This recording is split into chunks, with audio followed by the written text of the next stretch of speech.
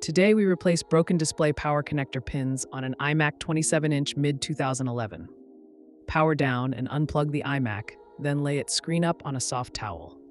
Use suction cups to lift the glass, then remove the display screws and lift the LCD carefully.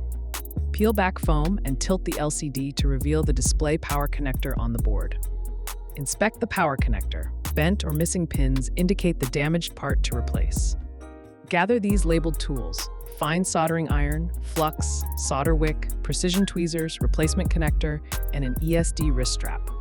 Secure the board, apply flux, heat the pins, and remove the damaged connector with solder wick.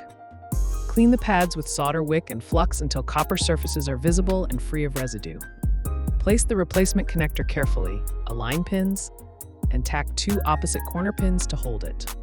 Solder each pin with short, steady strokes, checking for bridges and good wetting after each pin.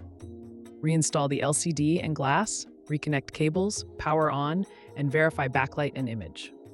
Before and after comparison shows a working display. Parts list: connector, solder, flux, solder wick, ESD strap. Safety: stay grounded, avoid overheating pads, and seek professional help if unsure.